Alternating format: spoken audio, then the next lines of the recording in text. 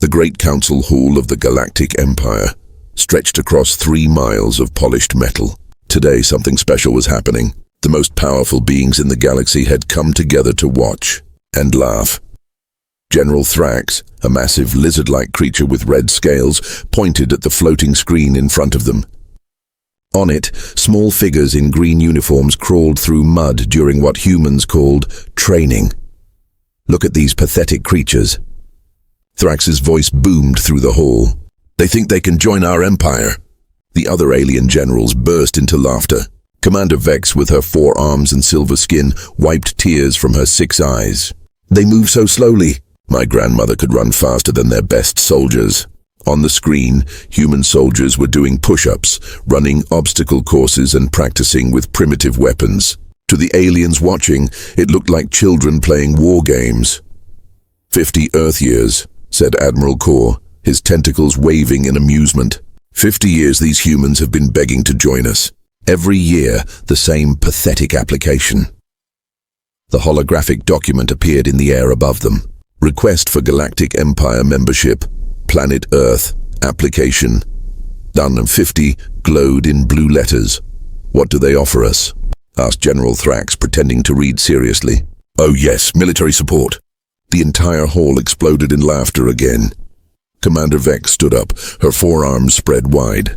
"Military support. From creatures who still use metal bullets. We have plasma cannons that can destroy entire moons. Their strongest warrior," Admiral Kor added, "can lift maybe 300 pounds. My nephew can lift a small spaceship." The laughter continued for several minutes. These aliens had conquered thousands of worlds. They had weapons that could crack planets in half. Their weakest soldiers could run faster than Earth's best athletes. The idea of humans helping them was the biggest joke they had heard in centuries. But Emperor Zaldrun, ruler of the entire Galactic Empire, raised one massive hand. The laughter stopped immediately. His deep voice filled the silent hall. "Every year they apply. Every year we reject them, but they keep trying." His yellow eyes glowed as he looked at the Earth application. "This shows either great stupidity or something else." General Thrax bowed his scaly head. "Your Majesty, surely you don't think these weak creatures have anything to offer us?" The Emperor leaned forward in his throne made of crystallized starlight. "I think we should have some fun. Accept their application." The entire hall gasped. Commander Vex's 6 eyes went wide. "Your Majesty." "But," the Emperor continued with a cruel smile, "they may send only one representative. One single human to represent their entire species." Admiral Kor's tentacles twisted with glee. "Brilliant. We can watch this one human fail at every test. It will be the greatest entertainment in the galaxy." "Make the announcement," Emperor Zaldrun commanded. "Earth may send one human to attempt the galactic trials. When this human fails, we will reject Earth forever. No more applications. No more wasting our time." The message was sent across space to the small blue planet on the galaxy's edge. Within hours, every news channel on Earth was talking about it. "This is it," said President Chen at the emergency meeting. "Our one chance to join the galactic community." But General Morrison, head of Earth's Special Forces, looked worried. "Sir, they're setting us up to fail. This isn't a real chance. They want to humiliate us." "Then we need someone special," the president replied. "Someone who won't break under pressure. Someone who can show them what humans are really made of." That's when the door to the meeting room opened. A figure in black walked in quietly. Tall, strong, but not huge like alien warriors. This person wore a simple uniform with a single badge on the chest. "Sir," the figure said calmly, "I volunteer for the mission." President Chen looked at the badge. 3 letters. SOS. "What does SOS stand for?" asked General Morrison. The volunteer smiled slightly. "You'll find out, sir, when it matters most." Outside the meeting room, in the great emptiness of space, the aliens were already preparing their trials.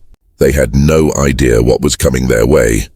The joke was about to be on them, but they would not be laughing much longer. Far across the galaxy, Emperor Zaldrun sat in his throne, planning the humans' humiliation. He had destroyed entire civilizations. He had crushed rebels who fought with advanced weapons and powerful armies. How hard could it be to break one single human? Soon he would find out, and everything would change. The Imperial Council chamber was the biggest room Jake Morrison had ever seen. Thousands of alien beings filled the curved seats that stretched up to the ceiling like a giant bowl. Their eyes, tentacles, and various body parts all pointed at him. Jake stood in the center, wearing his simple Earth military uniform. Next to the massive aliens around him, he looked like a toy soldier. "Behold," announced General Thrax, his voice echoing through the chamber. "Earth's greatest warrior." The laughter was so loud it hurt Jake's ears. A blue-skinned alien in the front row was laughing so hard he fell off his seat. Another creature with 12 arms was clapping all of them together in amusement. "He's so small," shouted Commander Vex. "I could step on him by accident." Jake said nothing. He had learned long ago that actions spoke louder than words. His calm brown eyes looked around the chamber, studying everything. The exits, the alien technology, the way different species moved and acted. Emperor Zaldrin's massive voice boomed from his throne. "Human, what is your name?" "Jake Morrison, Your Majesty. Sergeant First Class, Earth Special Operations." "Special Operations?" Admiral Kor's tentacles wiggled with laughter. "What makes you so special, little human?" Jake's face remained serious. "That's for you to find out, sir." The Emperor leaned forward. Jake was the first being in centuries who hadn't fallen to his knees in terror. "Very well, let us begin the tests." The first test was in the strength chamber. Alien contestants from 12 different worlds stood ready. There was Gorthak, a rock-like being who could lift small buildings. Nexia had metal skin and arms like hydraulic machines. Zack could grow his muscles to 3 times normal size. "The test is simple," announced the judge, a floating brain with mechanical arms. "Lift the standard weight. 5,000 Earth pounds." The aliens laughed again. Their weakest member could lift twice that amount. Gorthak went first. He grabbed the massive metal block and lifted it over his head with one hand. The crowd cheered. Nexia lifted it with her pinky finger. More cheering. When Jake's turn came, the chamber went quiet. Everyone wanted to see the human fail. Jake walked around the weight, studying it. He looked at the ceiling, the walls, and the floor. The alien started whispering. "What's he doing? Is he scared?" "Just admit you can't do it, human." Jake found what he was looking for. A maintenance beam ran across the ceiling directly above the weight. He grabbed a rope from his equipment pack. "What's that primitive thing?" asked Nexia. Jake tied one end of the rope to the weight and threw the other end over the beam. Then he started pulling down on the rope with all his weight. Slowly, the 5,000-pound block rose into the air. The chamber fell completely silent. "Impossible," shouted General Thrax. "That's cheating." The judge's mechanical arm spun in confusion. "The rules state the weight must be lifted. They don't specify how." Emperor Zaldrin's yellow eyes glowed brighter. "Interesting. Next test." The second test was in the puzzle chamber. Complex holographic shapes floated in the air. The goal was to arrange them in perfect order. The alien contestants used advanced mathematics, quantum computers built into their brains, and centuries of education. Jake looked at the shapes for 30 seconds.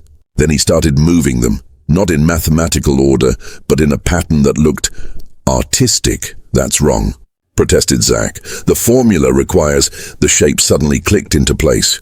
A perfect solution, but not the one anyone expected. The judge's brain glowed with surprise. "Correct, but..." "How?" Jake shrugged. "Sometimes the simple way works best." The third test was combat simulation. Jake would face holographic enemies in a virtual battlefield. The aliens had fought these simulations for years. They used advanced tactics, energy shields, and weapons that could level cities. Jake entered the simulation with his basic human gear: a rifle, some grenades, a knife, and a first aid kit. The holographic enemies appeared, giant robot warriors with laser cannons. Instead of fighting them head-on like every alien did, Jake disappeared. "Where did he go?" wondered Commander Vex. The aliens watched their screens in confusion. Jake had vanished into the virtual forest. For 20 minutes, nothing happened. The robot enemies searched everywhere. Then, one by one, they started exploding. Jake was using guerrilla tactics, hiding, setting traps, hitting the enemies when they didn't expect it, using the environment as a weapon. When the simulation ended, all enemies were destroyed. Jake walked out calmly, reloading his rifle. The chamber was dead quiet. Emperor Zaldrin stood up from his throne. This had never happened before. No one had made him stand during these tests. Human, the Emperor's voice was different now. Less amused, more interested. You have passed the preliminary trials? Jake nodded. Thank you, Your Majesty. But these were the easy tests, the Emperor continued. Now comes the real challenge. A holographic image appeared in the center of the chamber. A planet covered in storms, with deadly creatures and toxic air. Deathworld, the Emperor announced. The most dangerous planet in our galaxy. 747 contestants from different species have attempted survival there. Jake studied the planet's image. How many survived? The Emperor's smile was cruel and cold. None. The chamber erupted in excited chatter. The aliens were betting on how quickly Jake would die. But Jake just smiled back at the Emperor. Finally, he said quietly, something interesting. General Thrax leaned toward Commander Vex. Did he just say, finally? I think, whispered Admiral Kor, this human is either completely insane or much more dangerous than we thought. Emperor Zaldrin's yellow eyes glowed as he watched Jake's calm confidence. For the first time in 1,000 years, the ruler of the Galactic Empire felt something he had almost forgotten. Uncertainty. What exactly were these humans? And what did SOS really mean? Tomorrow they would find out. Whether Jake Morrison survived or not, the transport ship dropped Jake Morrison into hell. Deathworld stretched below him like a nightmare. Purple lightning crashed through toxic green clouds. The ground was covered with sharp black rocks and pools of acid that bubbled and steamed. In the distance, huge creatures with too many teeth roared at the blood-red sky. This planet has killed 847 applicants. The ship's computer announced as Jake fell through the poisonous air. Good luck, human. You will need it. Jake's parachute opened, and he landed hard on the rocky surface. His breathing mask immediately started working, filtering the deadly air. Around him, he could see other contestants landing. There was Veltar, a warrior from the ice world of Krulon. His body was covered in natural armor that could stop laser blasts. He carried weapons that could freeze entire buildings. Shendai landed gracefully nearby. She was from a species that could turn invisible and had reflexes faster than thought. Her high-tech suit protected her from any environment. Thokmar crashed down like a meteor. His people were made of living metal. Nothing could hurt them. Nothing could break them. His weapons could tear through solid rock. They all looked at Jake with amusement. The human made it this far. Veltar's voice sounded like grinding ice. Impressive. You will probably die within the first hour. Maybe 30 minutes, added Shendai, checking her advanced equipment. This world is not for weak species. Jake said nothing. He was busy studying the environment, the wind patterns, the way the acid pools moved, the sounds the distant creatures made. Contestants, the ship's computer announced from above. You have 72 hours to survive. The last being alive wins. May the strongest live. The ship disappeared, leaving them alone in the toxic wilderness. Immediately, the other contestants activated their high-tech gear. Force shields, energy barriers, advanced scanning equipment that could detect danger from miles away. Jake opened his simple backpack and pulled out basic human tools. A knife, some rope, a small metal pot, a lighter.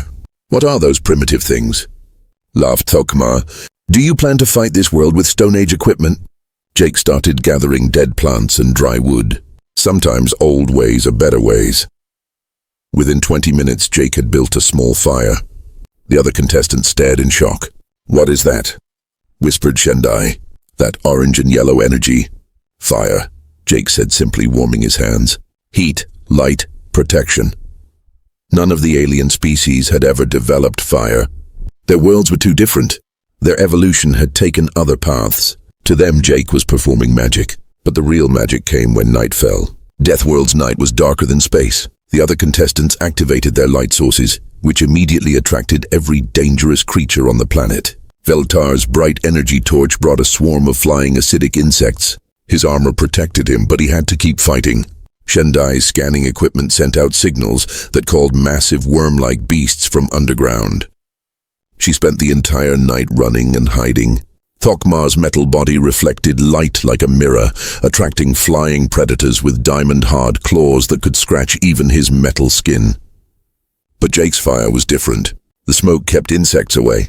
The flickering light confused the night hunters, and the smell of burning wood reminded the creatures of forest fires, something they feared. Jake sat peacefully by his fire, eating a simple meal he had cooked in his metal pot. Plants he had identified as safe. Water he had boiled to remove toxins. How does he know which plants are safe? Veltar asked Shendai through their communication devices.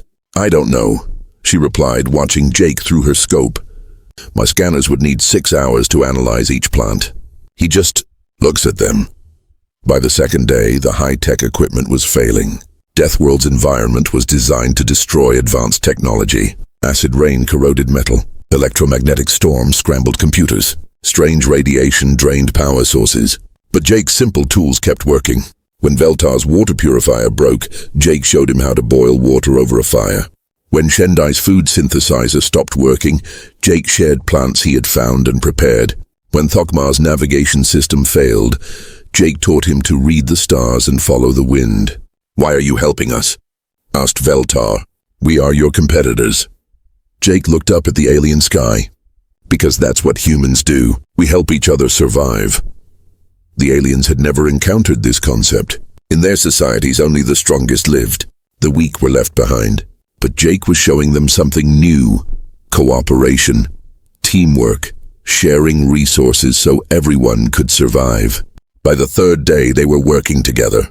Jake's human knowledge keeping them alive. The alien's strength protecting the group from larger predators. The human is not weak, Thokmar said quietly to the others. He is different. Dangerous in ways we never understood. He turned this death world into a survival classroom, added Shendai. How is that possible?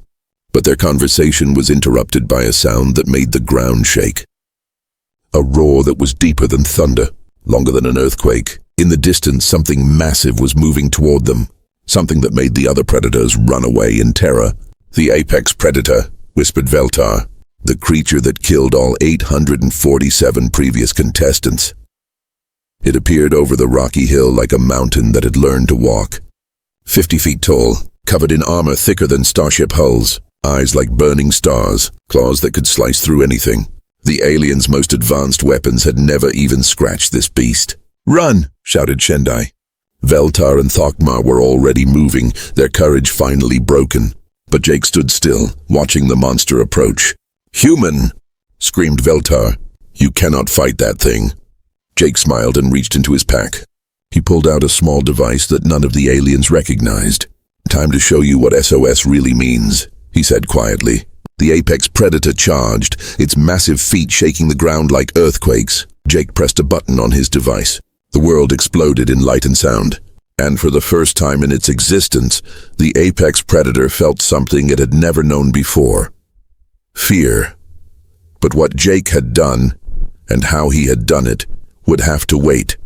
Because the aliens watching from space had just realized something terrifying. This human wasn't trying to survive Deathworld. He was trying to tame it. The Imperial Command Center erupted in chaos. The human killed the apex predator. General Thrax's claws scratched deep marks in his metal chair. Impossible. On the massive viewing screens they could see the aftermath. The 50-foot monster lay motionless on Deathworld's rocky ground. Jake Morrison stood nearby, calmly packing his equipment. That creature was genetically engineered to be unstoppable. Commander Vex's 4 arms waved frantically. We designed it to kill anything. Its armor can stop plasma cannons. Admiral Kor's tentacles twisted in disbelief. 847 of our strongest warriors died trying to fight that beast. How did one small human destroy it? Emperor Zaldrun sat forward on his throne, his yellow eyes glowing brighter than ever before. Show me the recording, everything from the beginning. The technicians replayed the final battle. The massive apex predator charging toward Jake like a living earthquake. Jake standing completely still, reaching into his pack, the small device in his hands. Stop there, the Emperor commanded. What is that object? The image zoomed in. Jake held what looked like a simple metal cylinder with wires and a button. It appears to be primitive explosives, Your Majesty, reported the chief analyst. But our scans show it's incredibly basic. No advanced technology at all. Play the rest. They watched Jake press the button. Multiple explosions erupted around the apex predator. Not one big blast, but dozens of smaller ones. Perfectly timed, perfectly placed, the beast's armor didn't break. But the explosions hit the rocky ground beneath its feet. The monster fell into a hidden pit that Jake had somehow prepared. Sharp rocks and boiling acid pools waited below. "He didn't fight the creature," whispered Commander Vex. "He made the planet fight it for him." General Thrax leaned closer to the screen. But when did he have time to prepare that trap? We watched him every moment. The recording rewound to show Jake's 3 days on Deathworld. Now they understood what he had really been doing. While collecting safe plants, he had also been studying the ground composition. While building fires, he had been testing which rocks were weak and could be broken easily. While helping the other contestants, he had been memorizing the locations of acid pools and dangerous areas. He wasn't just surviving, Admiral Kor said slowly. He was learning the entire planet.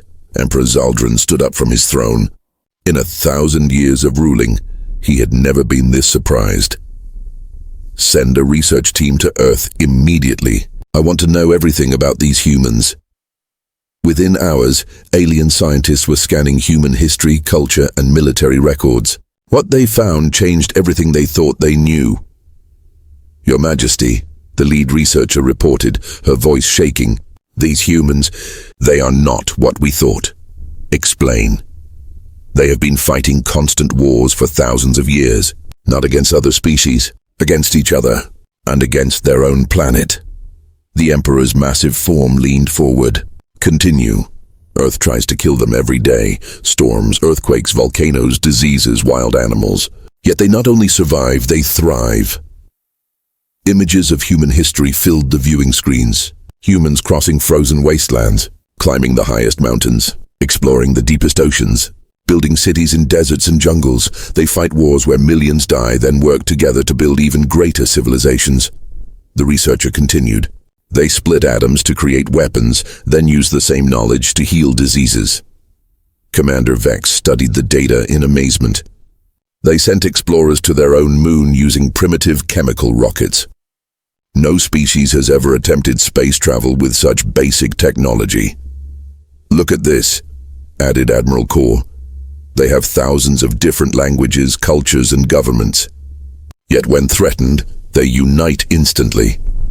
General Thrax found the most disturbing information. Their military training, they practice by fighting each other. They make war into games and competitions. They enjoy combat.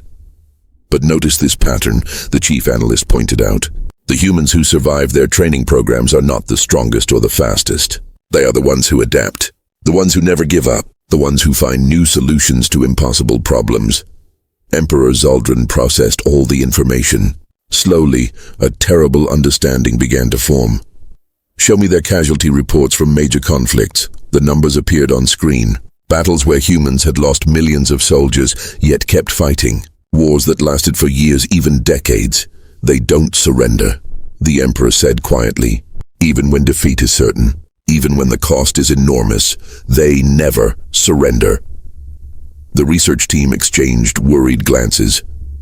"Your Majesty," the lead researcher said carefully, "there's something else. About the human's badge, SOS, yes? It doesn't stand for what we initially thought.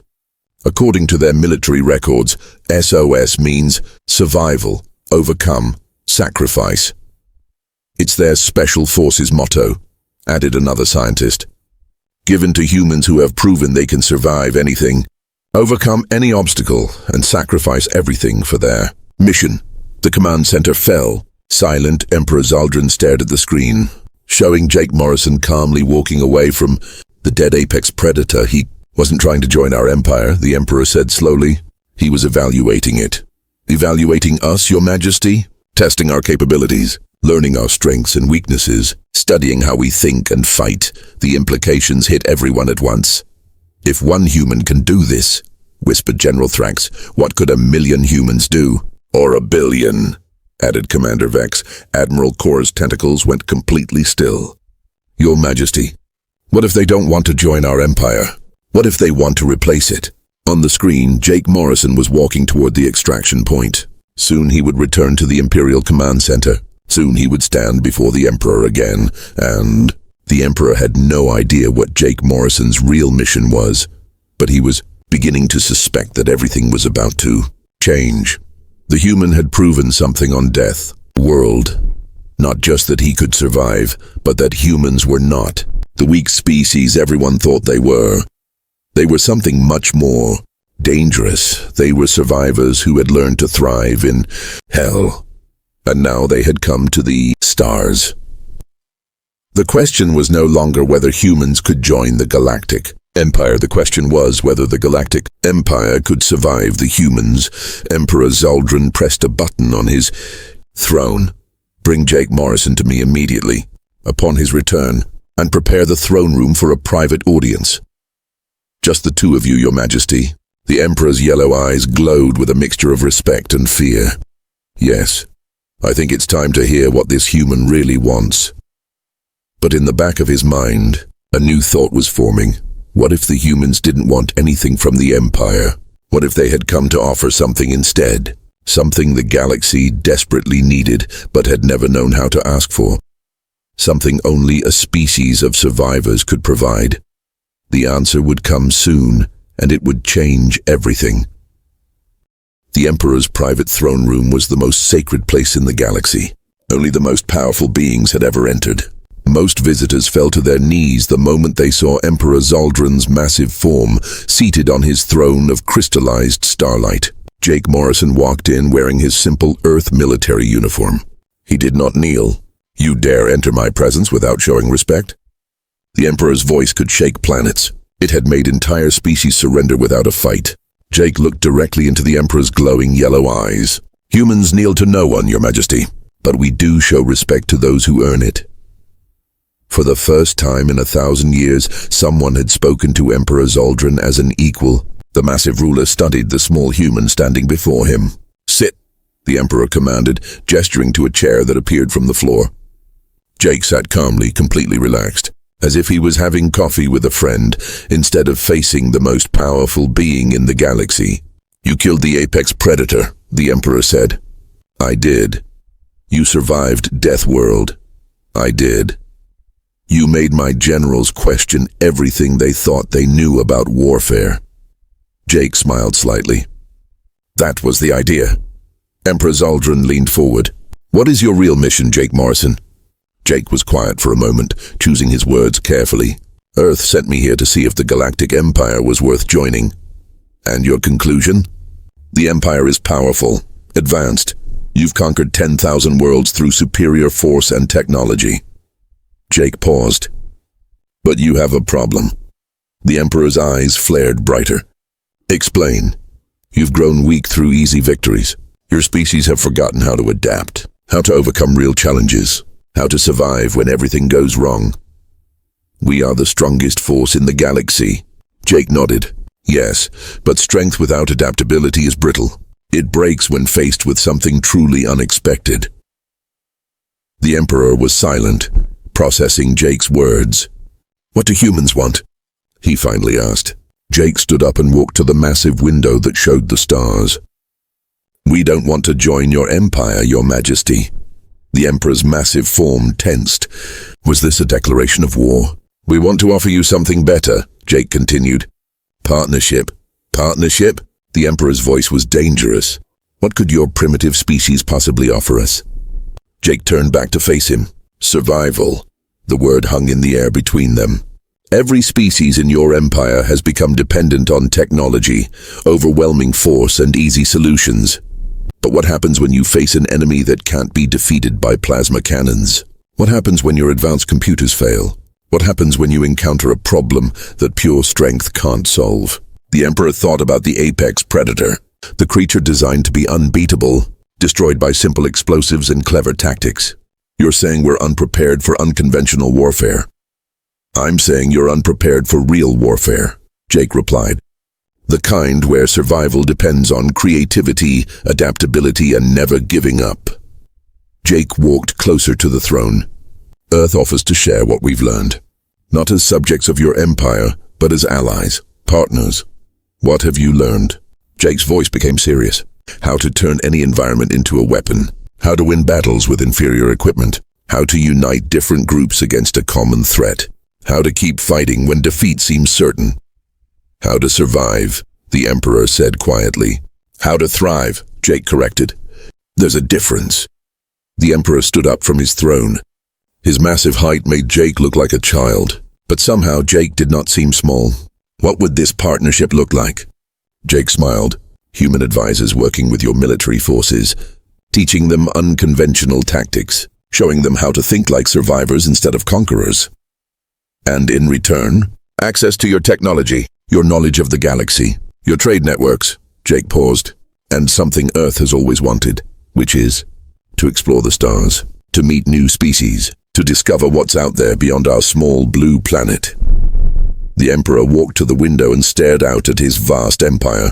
Thousands of worlds, billions of beings, all depending on his strength to protect them. There are threats coming, he said quietly.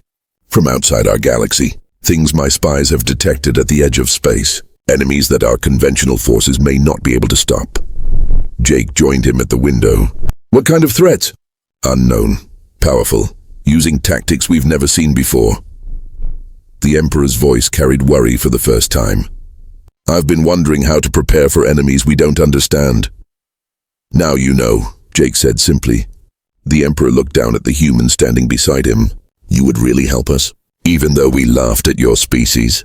Even though we called you weak and primitive? Jake shrugged. That's what humans do. We help our allies survive. We stand together against threats too big for any one species to handle alone. And if we refuse your partnership? Jake's expression remained calm. Then Earth remains neutral. We explore the galaxy on our own. We make our own allies. We prepare for whatever's coming. The Emperor understood the unspoken message. Humans would become either valuable allies or dangerous competitors. I accept, the Emperor said. 6 months later, everything had changed. Human advisors worked throughout the Imperial military. Alien soldiers learned to fight without relying only on superior technology. They practiced survival skills, unconventional tactics, and creative problem-solving. The Galactic Empire's military forces became stronger, more flexible, and more adaptable than ever before. In return, human exploration ships traveled to distant worlds. Earth established trade relationships with dozens of species. Human scientists learned technologies that advanced their civilization by centuries. But the most important change was philosophical. The Empire stopped thinking like conquerors and started thinking like survivors. When the threats from beyond the galaxy finally arrived, they found something they hadn't expected. Not just overwhelming force meeting overwhelming force, but creativity meeting brutality, adaptability meeting rigid tactics, cooperation meeting conquest. The unknown enemies were powerful, advanced, ruthless, but they had never faced an alliance of survivors before. They had never fought beings who treated every setback as a puzzle to solve. They had never encountered species that became stronger when things looked hopeless. Emperor Zaldrun stood in his command center, watching the first battle reports from the galaxy's edge. Beside him stood Jake Morrison, now wearing the uniform of a Galactic Alliance advisor. Your people's tactics are working, the Emperor said. The enemy is confused. They expected us to fight the same way we always have. Jake nodded. Humans have a saying, adapt or die. We taught your forces to adapt. And we taught your people to reach for the stars, the Emperor replied. Perhaps that is what true partnership means. On the viewing screen, they watched Imperial forces using human guerrilla tactics against enemies that had expected conventional warfare.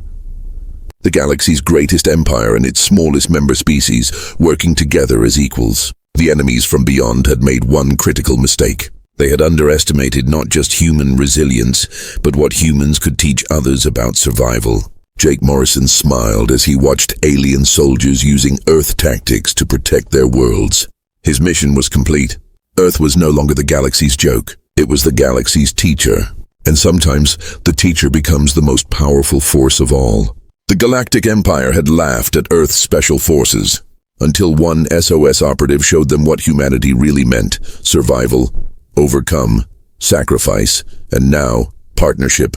The galaxy would never be the same. And that was exactly what Jake Morrison had been sent to accomplish.